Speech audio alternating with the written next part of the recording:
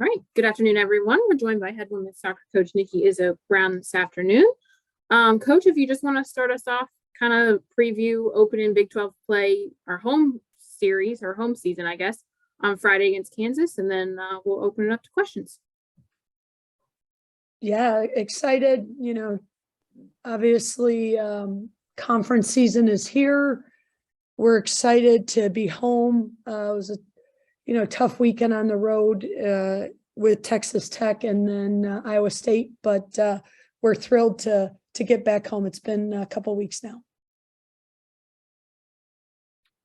Okay, we'll go ahead and open up to questions. Just a reminder to use the raise hand feature when you're ready to ask a question. Looks like we're going to start with Mr. Nick Farrell. Coach, how are you? I'm good, Nick. How are you? Good. Thanks. Hey, can you just give your assessment of what you've seen from your players through the first two Big 12 games? What has impressed you? What needs attention? Yeah, as probably any soccer coach, international or national, will tell you we just want to keep scoring goals. So I think around the 18, continue to be a little bit sharper, laser focused on our decision making around there. But we walk away with 4 points on the road, 2 turf teams, and tell you what, I thought I was in Kansas with that wind on Sunday. So it was a lot of elements that the team had to prevail through, and I was really proud of them. It was they knew what was at stake and how important this part of their season was. So definitely want to score more goals. I want to be more greedy, but we scored, 3 goals in 2 games, and that was important for us. And now moving forward, we just got to keep tightening up around the box, get back to those shutouts. And, I think we just got to bring that energy at home.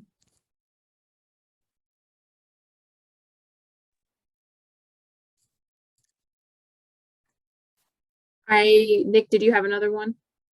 Yeah. Can I follow up quickly about the road schedule? So, Coach, you have back-to-back road games that you just put in the books, and then you'll do it again in October at Oklahoma State and then Oklahoma.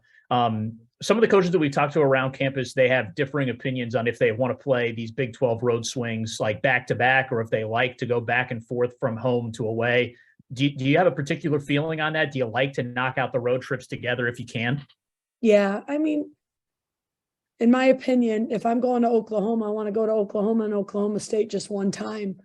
And I think it's the grind and the volume and the load that a soccer player puts on is incredible. And to, travel out there and then travel back doesn't really make too much sense. So I would rather us be out there because of the demand of our sport. Now, I can't really speak to any other sport, but in my opinion, being in the Big 12 and seeing split weekends versus, staying out there weekends, I think that I would, if I have a choice, I'd rather knock it out and stay out there twice and one weekend. Yeah, so maybe, Coach, put more concisely on my part is that you play 5 Big 12 road games, but you only make 3 road trips. So is that advantageous for you guys this year? Yeah, absolutely. I mean, I there's no question that's going to be important. When we were in COVID, 2 years ago, we were, home, back, home, back, home, back. That was miserable. So to be honest with you, that's something I'm comparing it to. And then when we do have a split weekend. So in my experience, in my opinion, yeah, for sure. I have a question from a student journalist who wasn't able to make the call. He wants to know, kind of, you were talking about, Nick was asking about what are the keys to move forward. Kind of, are you looking at any specific players to make those take in that role, or to kind of step up and help with the team's success? Well, we have a senior in Kesa Massey, so if we want shutouts, Kesa has to make every save. Then you look to a Jordan Brewster who's been here 5 years, and Kenzie Youngst is working her way back in the lineup. So I think from a leadership standpoint, when you're talking about shutouts, but Gabby Robinson, Maddie Moreau, I mean, all of them, are vital to that. And then moving up, Lauren Segala, look at that 5th year, really 6th year, I call her super senior plus, coming up with 2, and Delari, obviously, as a sophomore starter, really coming in and making some noise. So yeah, I mean, I'm going to always lean to the upperclassmen because they have the most experience and really know the expectation and have had those years of coaching and understanding, where freshmen coming in don't know what it's like to play Iowa State at Iowa, or what Kansas will bring. So yeah. Nick Farrell, you can go ahead. Yeah, so Coach, you just alluded to it that Lauren had a really nice performance against Iowa State, and you'd shared with us earlier that she was getting ready to hang her cleats up and then made a decision over the summer to come back. Seems like you had a bit of a payoff from that decision over the weekend. Did that make that moment a little more special for you or for her? Yeah, I mean, it's got to be frustrating for Lauren to come back and, not do the things she wanted to do. And I was just so happy and proud, for her that, she was able to accomplish what she wanted by making that decision. Of course, absolutely. For me to have another opportunity to be around Lauren is just another present on top of seeing her score 2 goals as her coach. So I love the opportunity to develop Lauren a little bit more and spend that time. So I was so excited for her. I have another question that was sent in. Just kind of, we're 2 games into Big 12 play now.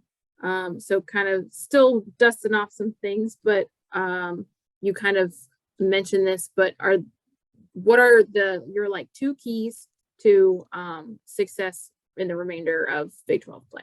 Got to take care of the ball. Got to take care of our ball. We got to take care of the ball.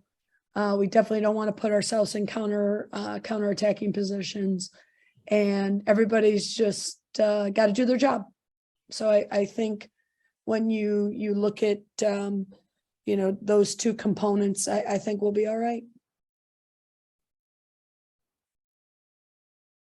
There are no other questions from the group. I do have another one. Andy, do you have a question for the? I was doing my live raise hand feature. Coach, how would you grade your you like that? How would you grade your freshmen to this point? The ones that are getting some playing time, obviously. It is so complicated and hard to be a freshman and transition from playing against youth soccer players to playing against women that have been in weight rooms for 3 years and then training at a hard level. So the speed of play, the athlete, all of that, the grind, and then the grind. It's the grind, right? Yeah. And then being away from home and, so I'm huge fans of our freshmen. I think their attitudes have been fantastic. They're contributing in every way they can and really trying to be all-stars in their roles. And that's all I can ask for. Patrick, you can go ahead. Hi, Coach. How you doing? Good, Patrick. Doing all right. I just had a quick question. So, with these away trips, Nick talked about it as well. You have 5 away games and 3 trips. Off the field, how important, how important are, being with the team, being around the team, in the team hotel? How important is that to the team chemistry on the field? Oh, it is. It's, I like anything else, the more you spend time with each other, the more understanding. From a coaching standpoint, I get more time with them and I can have more meetings with them, and hopefully I'm more effective educating them. But it's also a lot of team bonding. We had a great European handball game on the weekend. So there was, some challenges against each other. So, that type of stuff is so valuable. So, we want to continue to make away trips as as pleasurable as we can, for a lack of a better word, because, sometimes it gets to be long weekends. All right, we'll wrap things up with one more question from outside viewers. From another student journalist from WVU. She's doing a story on female coaches, and she's coming to the expert. She would like to know about your all-female staff and how, just kind of speak on what it's like to coach with such an empowering group of women. Yeah, I think it's really important that we're planting the seed as leaders and as people that are leading a group of athletes at a high level. So I think that's important. With my staff especially, we all bring such different personalities, but my whole staff is so successful. So I think it's really important that our athletes can see themselves in us and can see what, doing your job at a high level can bring. And I think it's really important. I know, in the field of coaching, we're the minority, and sometimes, you don't get to see yourself at a high level. So I think it's always important that little girls get to see themselves in my players, and my players get to see themselves in women that are leaders.